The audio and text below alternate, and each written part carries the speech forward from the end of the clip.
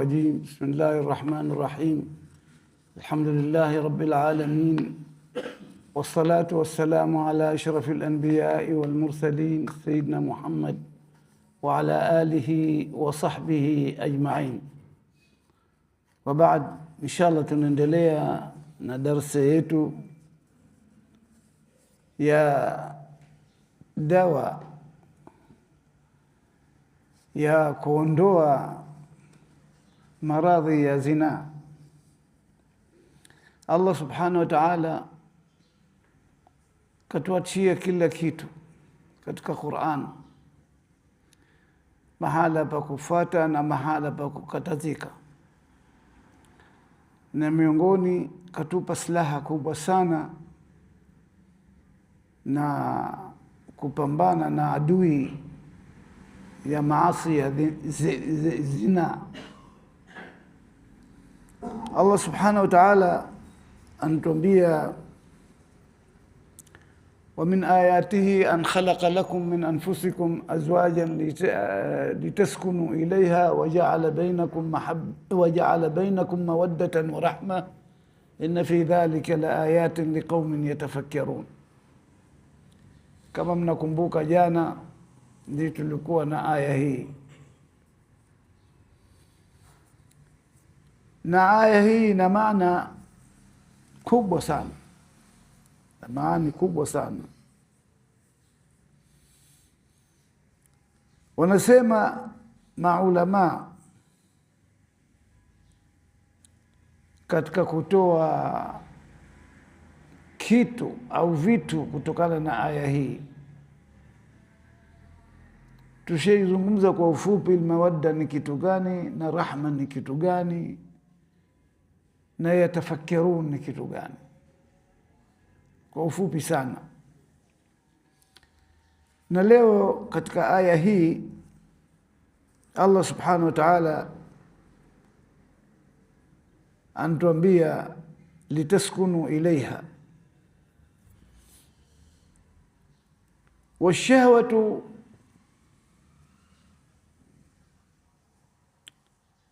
kuna shahwa ya kibinadamu, matamanio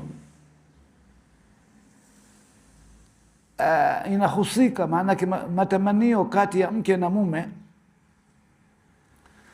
kwa binadamu tofauti na matamanio kati ya mke na mume kati ya wanyama. Binadamu kapewa nidhamu ya kutekeleza ile shahwa yake, na wanyama wamepewa nidhamu kwa kutekeleza ile shahwa yao. Sisi tunaona shahwa ya ng'ombe, farasi, punda, mpaka ndege hawa, kuku. Utakuta wasomi wanafatiliza ili swala na wana nidhamu. Wanyama wana nidhamu kivyao. Sisi hatuwezi kujua mpaka hawa wataalamu ndio wanafahamu kitu kidogo mno. Wakikueleza na ukisoma na ukiingia katika mambo haya, yataka watu mutakhasisin, watu wanayohusika na elimu hiyo. Sasa binadamu katika kufuata kwao wanyama, sasa wao wanataka wajipeleke kwenye zile shahwa ya kinyama.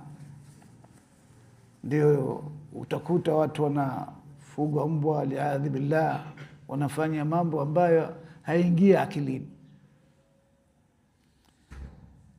ukitaka kuiga shahwa ya wanyama, hali ya kuwa shahwa ya binadamu ni shahwa tukufu. Vipi mwenye akili aache kitu kizuri ajipeleke pahali pabaya? Au anaacha kitu jinsi yake anakwenda mahala pa jinsi siyo yake? Jambo hili ni jambo la kukosa akili, na jambo hili ni jambo ambalo kukosa kufikiri, kwa sababu hii aya liqaumin yatafakkarun, kwa watu wenye kufikiri. Hawezi maanake akafikiri kama kuna madhara kufanya mapenzi na wanyama tena makubwa. Kuna madhara ya hata ya kufikiria na kutamani kitu kama hicho, ina madhara makubwa. Kama ilipokuwa mina madhara huku, na vile vile hata katika jinsia yako, jinsia hii ya binadamu, ukiipeleka mahala pa haramu na madhara. Ile peke yake tu kutoa jicho lako ukamtazama mwanamke ajnabi ambaye ni mke wa watu, siku nyingine watoto wa watu, wenye heshima zao na adabu zao, kunafahamu ile kutoa nadhari yako, basi yanakuletea maafa makubwa sana bila kujijua wewe mwenyewe. Haya ni mambo marefu. Kwa hivyo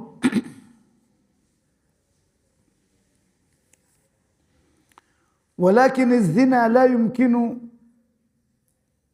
إلى الزانية وليس بينهما مودة.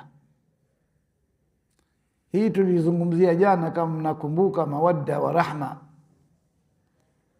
ni vitu viwili hivi, tulieleza kwa mukhtasar. Sasa hii almawadda na rahma inakuja kwenye ndoa ya uhalali. Haiwezi kutokea mawadda na rahma kwenye ndoa ya uharamu. Hili suala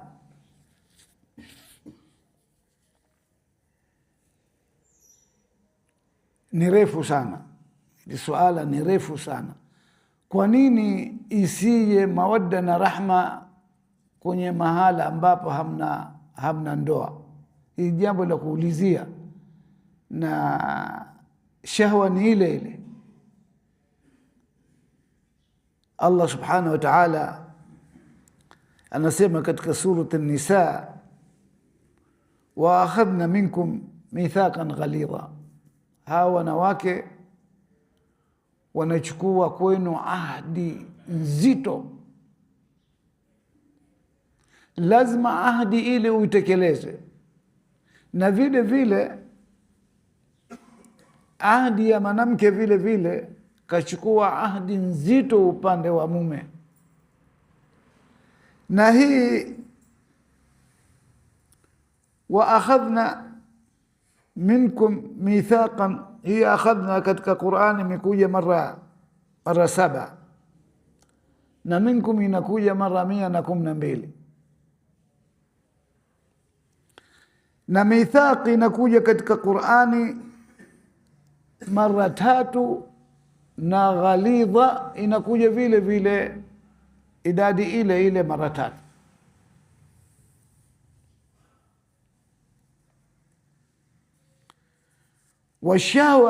Shahwa ya wanyama na shahwa ya binadamu ni shay akhar, ni kitu kabisa ni kitu mbali. Shahwa ya mawadda ndani ya ndoa ya halali ni kitu kingine, na shahwa ndani ya mangiano kiharamu ni kitu kingine. Hii kitu tofauti kabisa, mbali, na hawezi kuifanyia bahthi isipokuwa wataalamu hali ya juu wanayohusika na mambo haya. Sisi tunaona ni sawa tu, na wakati mwingine wale wataalamu ndio wanafahamu madhara yake, lakini kutokana na kuzidiwa sasa matamanio ya nafsi na sheitani, na kushawishiwa na watu wengine kufanya jambo hili, kwa sababu adui ya binadamu watatu, vitu vitatu. Ya kwanza nafsi yake, adui kwake, kwa sababu inatamani, inna nafsa la amaratun bisu, nafsi siku zote inaamrisha inatamani kitu kibaya tu, na hii ni mada refu. Halafu qarinu su,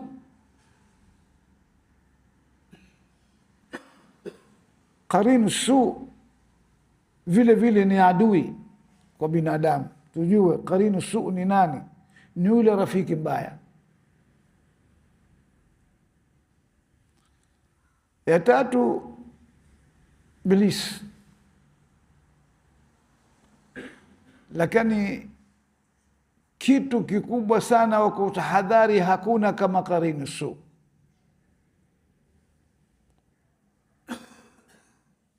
Rafiki mbaya anaweza kushawishi mara moja tu.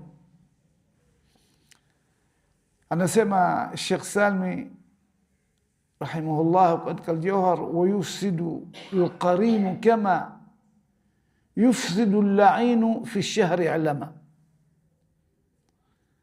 Rafiki aliyo karibu, binadamu mwenzako, anaweza kukuharibu siku moja, ambayo kazi hii aliyofanya Ibilisi, ilmu alionayo ni kubwa mno. Kazi hii ataifanya muda ya mwezi mzima,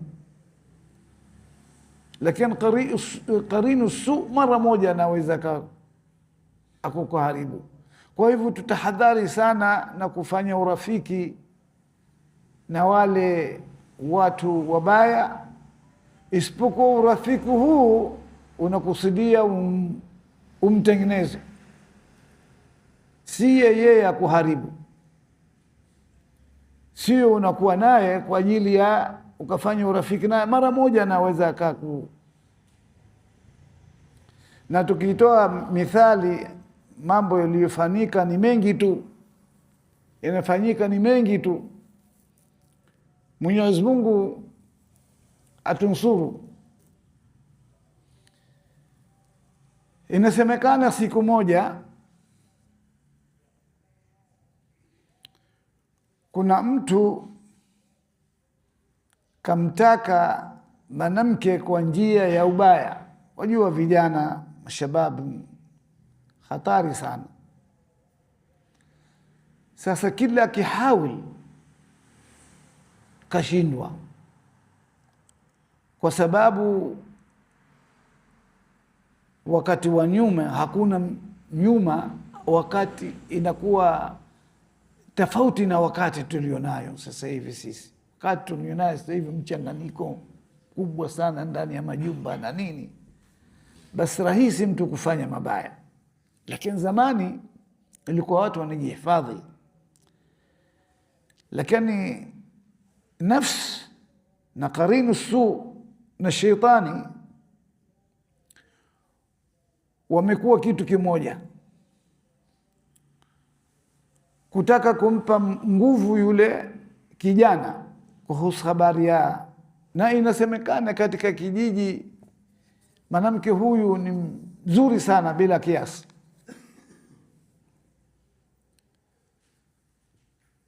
Sasa yule bwana yule kashindwa kabisa, kashindwa.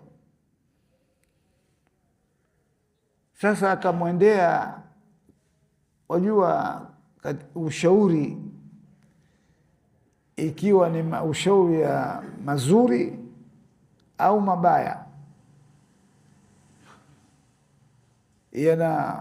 yanakuzwa na wataalamu. Mtu mbaya ikiwa mtaalamu ya ubaya, mtahadhari sana, ni hatari sana, naweza kupindua mara moja. Mtaalamu mzuri anaweza akakuelekeza, akakupa ushauri mzuri. Sasa huyu hakwenda kwa wataalamu wazuri, kwa sababu kitu anachokitafuta ni kitu kibaya. Hawezi kwenda kwa mtaalamu mzuri. Katika mtaa huu akamwendea mwanamke mzee kabisa, akamweleza, akamwambia, mimi na shida kadha kadha kadha. Akamwambia, hii ni kitu rahisi, hii kitu kwangu ni rahisi. Kwa muda gani? Ambia, zaidi ya mwaka mimi jambo hili nalitafuta, lakini nimeshindwa. Akamwambia, basi jambo rahisi kabisa. Na yule mume yule anakuwa kazi yake ya safari, anakaa siku 2-3 huku, halafu anakuja nyumbani kwake.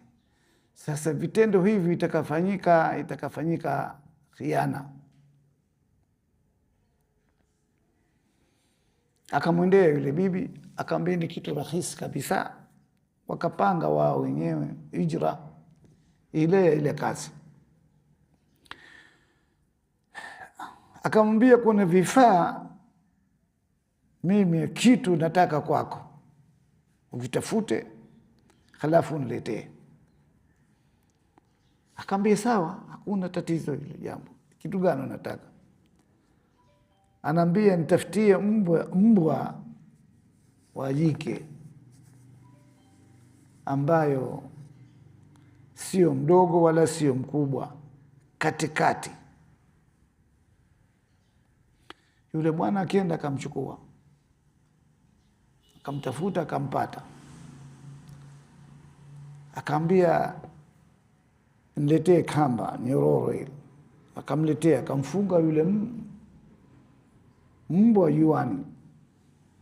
Wajua nchi nyingine kuna jua kali sana huko Arabuni. Akamfunga juani, hakumpa maji wala chakula.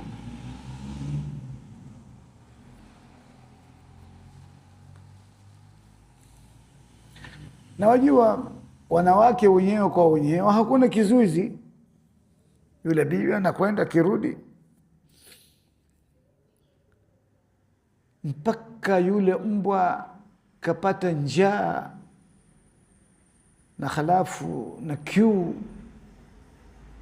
akatengeneza kitu kama bakuli hivi ya maji, akatia na pilipili.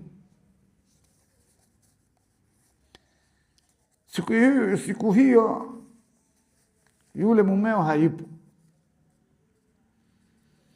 Akienda kazungumza naye mazungumzo nyingine kabisa, si hayo. Halafu ndio akamtoa pale, akamshawishi kumtoa mpaka akafika mahala alipomfunga yule mbwa, si mbali maanake. Halafu yule akashughulika hivi, akienda ile maji yale aliyotia pilipili akampa yule mbwa pale, kiwa na njaa. Fika pale na rapa na anakunywa tu na ile pilipili.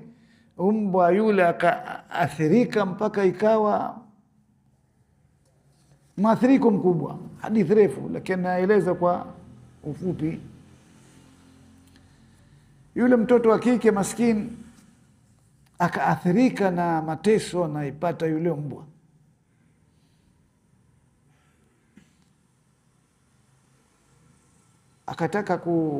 Akauliza, huyu mbwa mbona hafunguliwi kwa pale na nini?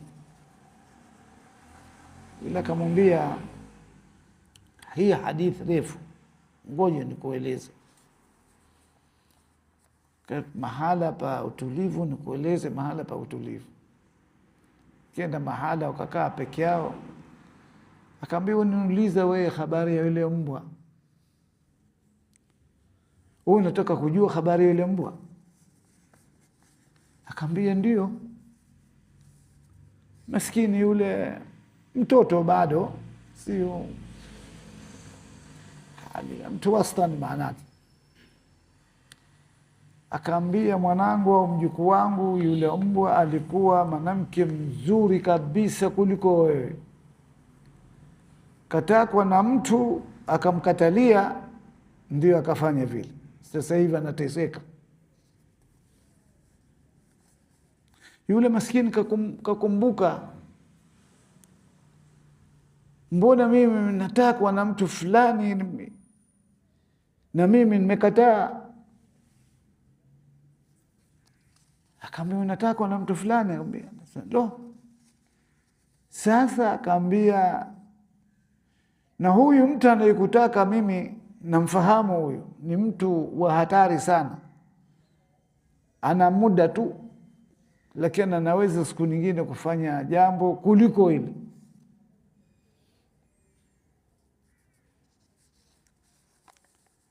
Hadithi hii inatupa fikra na mawazo, mtu aamke. Kuna watu wengine wamelala sana, mwepesi uko hadaliwa. Yule mwanamke maskini akawa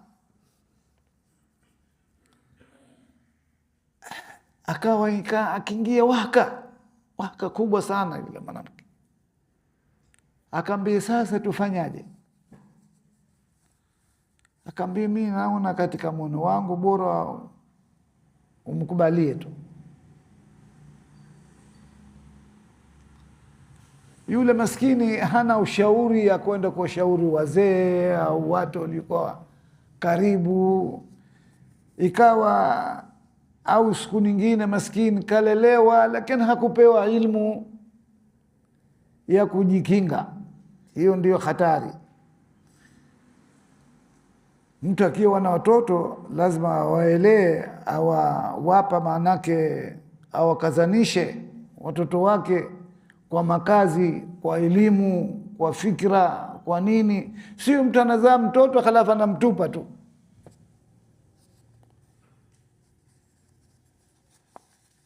Lakini yule bibi ni kazi yake, hakumjua kama yule bibi ni kazi yake hii, kazi yake, waliyadhi billah.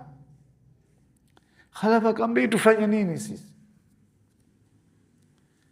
Akaambia, basi ni kumkubalia tu, hakuna njia nyingine, mimi sioni kuna njia nyingine.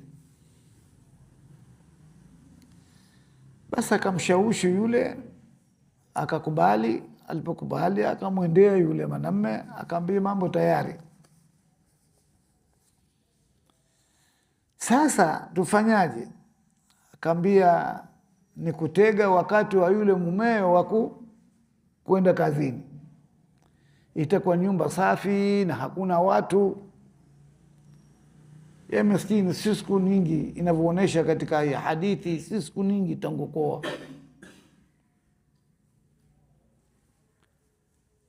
Basi akamchukua yule mwanamume, akamwingiza kwa nyumba ya yule bwana, wakakaa chumbani hivi.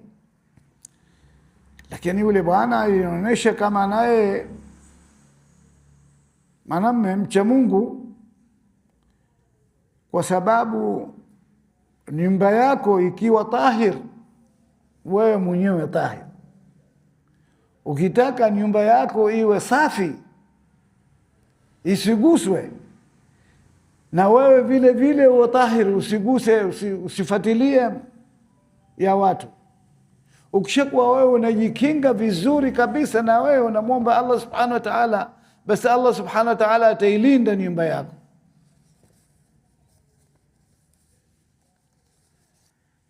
Inavyoonyesha huyu bwana hakuwahi kufanya kitendo chochote. Wanakaa wanazungumza hivi sasa, ndiyo itakaa. Basi wanakaa chumbani pale, wakafungua mlango. Walipofungua mlango, walifunga mlango, halafu kwa bahati yule bwana anaanza kusafiri, huku njiani ilitokea kitu, inabidi avunje ile safari.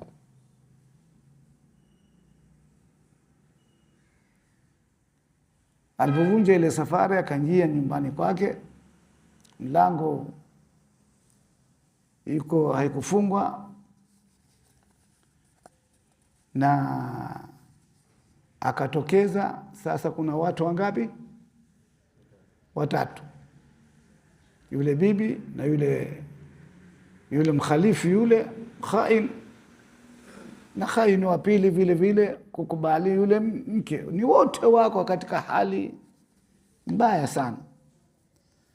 Kuja kutazama, kumbe yule bwana anatokeza na watu watatu nakaa pale.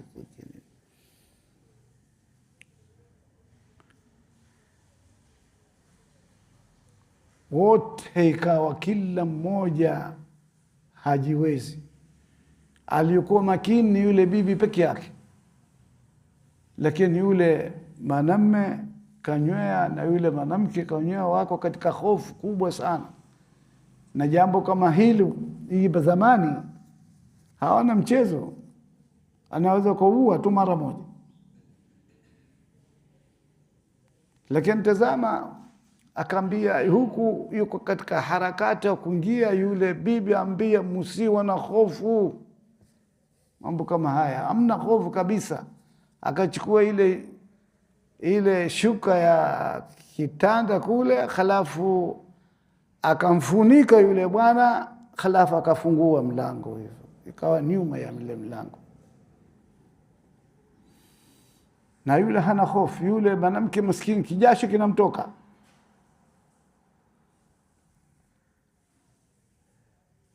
Sasa wakakaa pahali pamoja hivi, akamwona yule bwana, akamwona yule bibi, si mgeni kule nyumbani, wanakaa wanazungumza. Utakuwa na hofu kama kuna mtu au nini? Utakuwa na hofu. Basi pale yule bibi yule akaambia, hebu kaeni hapa, hiyo ile kitanda. Wakakaa wote wawili, nani? Mke na mume. Akaanza akaambia, habari ya safari vipi, mbona hukusafiri? Akaanza kueleza ile habari. Alipoeleza ile habari, akaambia, ngoje wajukuu zangu nikupeni hadithi. Akaanza kuitoa ile hadithi ile, tusirejee tena, tangu ilivyokuwa yule bwana kumtaka yule kwa njia ubaya, mpaka umbwa kufungu vile vile tu. Yule si kashafunikwa nyuma ya mlango ile. Basi akaambia ilitokea hivi, halafu akachukua shuka akamfunika yule bwana. Nani? Mumewe. Akaambia walifanya namna hivi, akamfunika, akamzonga, afunga mlango, ambia haya toka. Sijui inafahamika au haijafahamika. Unajua khutat hizi kuna ibra ndani yake, kuna ibra ndani yake. Mabaya, kuna mabaya yanafanyika, na mazuri, kuna mazuri yanafanyika. Kwa hivyo sisi tutahadhari na watu wabaya, tutahadhari na watu wabaya. Kila mmoja alinde nyumba yake. Hao mambo ya binaami, sijui mashemeji, sijui nini na nini, kuchanganika ndani ya nyumba isifanyike. Hili jambo ni hatari. Fikiri mahala palipolindwa nyumba kama hii, imetokea hivi. Je, ikiwa wewe nyumba utaiache wazi, pana usalama kweli?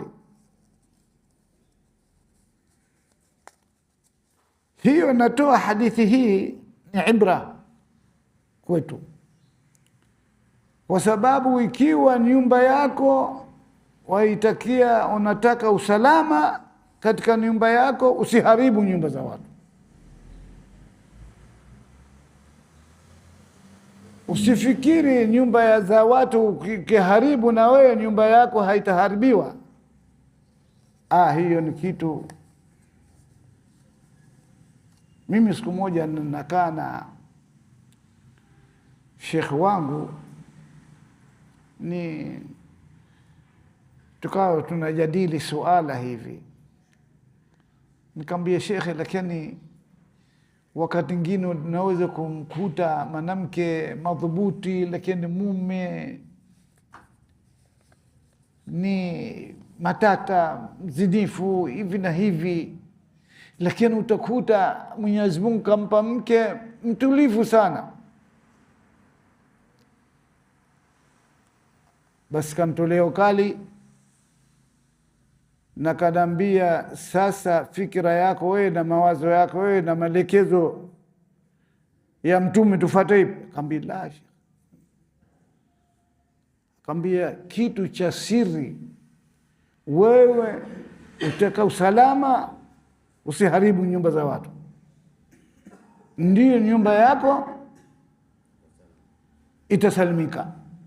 Haya mambo ya mawazo na nini, hayo tena mambo ya siri, achana naye. Wewe shika maelekezo ya Mtume. Mambo nyingine ya siri usifuatilie kabisa. Mambo ya siri, usalama wa nyumba yako ni kufanya usalama wewe. Ukitaka kumlinda mkeo, basi usiharibu wake za watu. Ukitaka kumlinda mtoto wako, usiharibu watoto wa watu. Na kwa nini ufanye hivyo? Na Allah subhanahu wa ta'ala akakuwekea kila kitu. Allah akakuwekea kila kitu. Hukutosheka na mke moja, ongeze wa pili. Hukutosheka wa pili, ongeze wa tatu, mpaka wa nne, mwisho hakutoshi. Na kio huna uwezo ya kufanya mambo kama haya, basi stahamili, uwe na subra. Muombe Allah subhanahu wa ta'ala akupe subra. Kwa hivyo tukirejea kwenye somo letu, matamanio ya mwanamume tofauti na matamanio ya wanyama. Usiache kitu kizuri ukienda mahala pabaya. Na watu wengi waliyadhi billah, Mwenyezi Mungu atumsuru, hata kwa mkewe anaacha pahala pa utahir, mahala pa usalama, mahala alipokuamrisha Allah subhanahu wa ta'ala, unakwenda pahali pabaya. Hii inajulikana. Natusha na wako namna hii, sheitani anaweza kukuvuta ikawa pazuri, wewe huna haja napo, lakini unavutika na mahala pa maradhi, mahala pa matatizo, mahala pa ukenda pale. Kwa hivyo hii atifa. ومن آياته أن خلق لكم من أنفسكم أزواجا لتسكنوا إليها وجعل بينكم مودة ورحمة. Hii yote inapatikana kwenye ndoa ya halali. Lakini usije kafikiria hata siku moja sukun, almawadda, arrahma inaweza kupatikana katika njia ya mahala ambapo katika njia zina, au pahala palipokuwa hamna ndoa au haipatikani hata siku moja.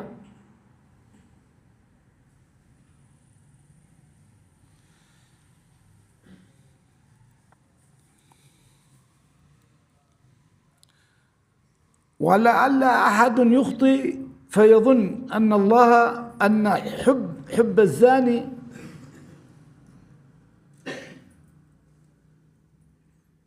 للعاهرة أساسه المودة والرحمة.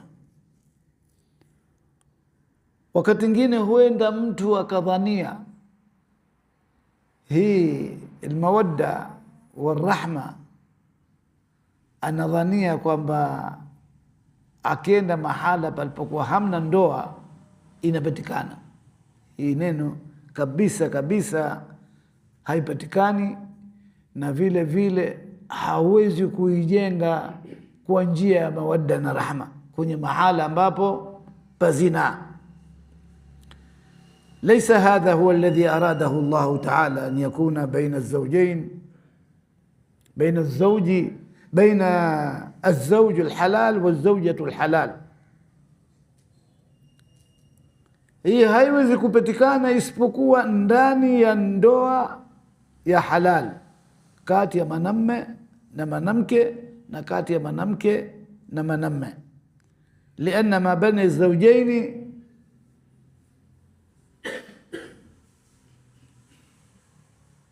kwa sababu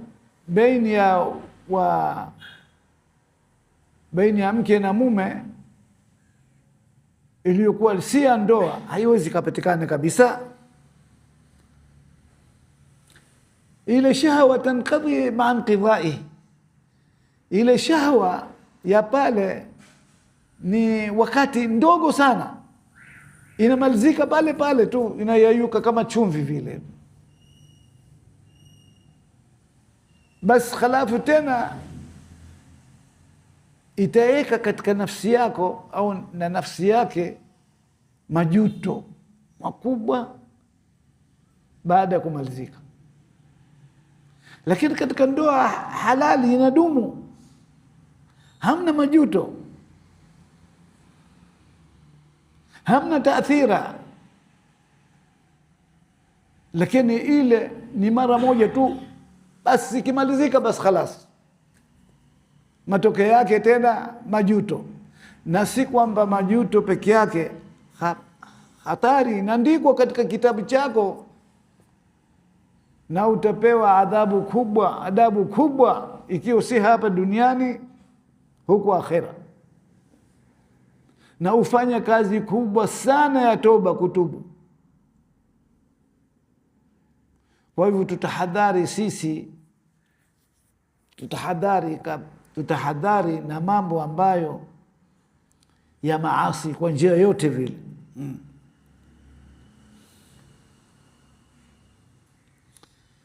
Kwa sababu ndoa bwana ni ndoa, wa akhadna minkum mithaqan ghalidha, wal mithaq al ghalidh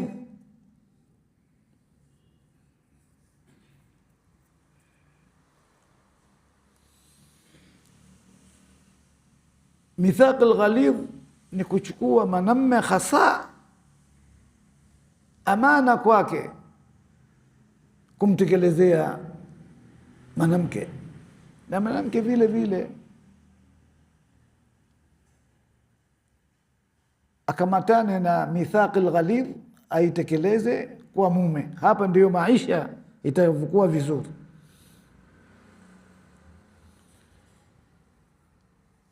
Na kitu gani hasa inayofanyisha kupatikana neno hili, kuitekeleza hii mithaq al-ghalidh hii ni nini?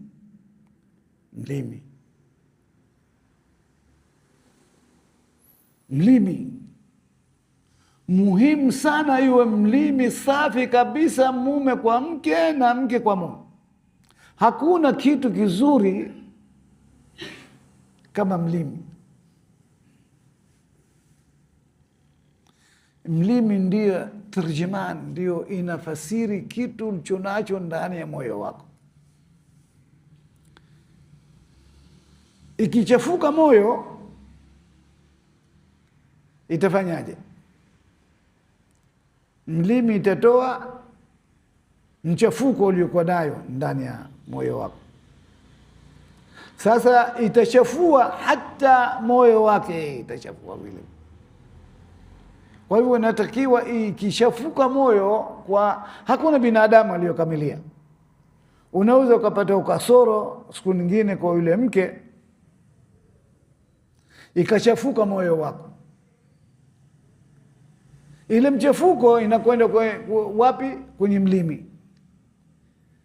Sasa mlimi ndio tarjamana. Sasa inabidi ile mlimi ibadilike, isilete mchafuko ulioko ndani ya moyo. Tuseme mfano,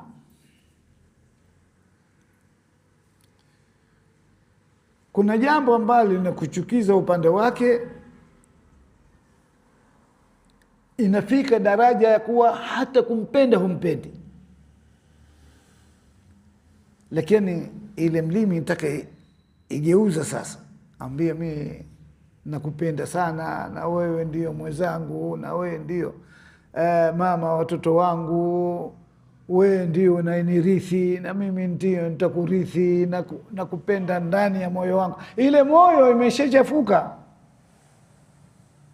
lakini mlimi inazima ile joto iliyoko ndani ya moyo, inapeleka kitu kingine.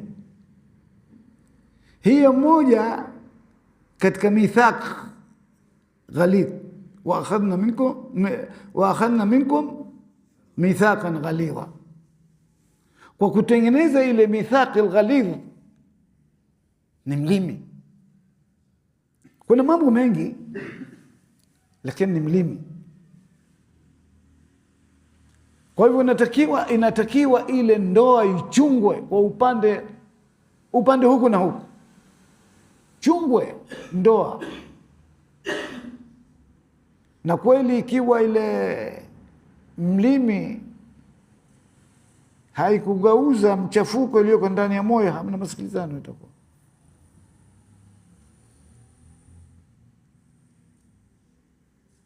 Nafikiri tufike hapa. Hadithi ile niliyotoa iwe ni ibra kwetu, tutahadhari, tuchunge nyumba zetu, tuhifadhi wake zetu, tuhifadhini, kila mmoja mhifadhi mkewe, mhifadhi mtoto wake, wanawake kwa wanaume. Tena ikitokea mambo ambaye ya mchafuko na itakuwa tena ni jambo lingine, lakini wewe ushatimiza nini? Wajibu wako. Kila mmoja yahifadhi nyumba yake, ahifadhi watoto wake, pia uhifadhi mali yako, uhifadhi nafsi yako. Na hii dunia wakati yote tunaweza tukaiacha. Usikubali mambo yanayofanyika sasa hivi, yanafanyika mambo ya maajabu sana, lakini pamoja na hayo ujitahidi kwa kadri ya uwezo wako. Na Allah subhanahu wa ta'ala anasema, man yattaqillaha yaj'al lahu makhraja, ukimcha Mwenyezi Mungu atakufungulia kila njia ya khair. Hakuna ugumu ikiwa unamtegemea Allah subhanahu wa ta'ala, kila kitu atakusahilishia. Tumombe Allah subhanahu wa ta'ala usalama. Allahumma allimna ma lam na'lam, fahimna ma lam nafham, innaka antal aziz wa antal hakim wa anta ala kulli shay'in qadir. اللهم اهدنا بهداك واجعلنا ممن يسارع في رضاك ولا تولنا وليا سواك يا رب العالمين. اللهم قو وحدتنا واجعل المحبة بيننا وارزقنا من حيث نحتسب من حيث لا نحتسب، واجعل عاقبتنا خيرا مما نحن فيه. اللهم اعز الإسلام والمسلمين وأذل الشرك والمشركين ودمر أعداءك أعداء الدين يا رب العالمين. سبحان ربك رب العزة عما يصفون وسلام على المرسلين، الحمد لله رب العالمين.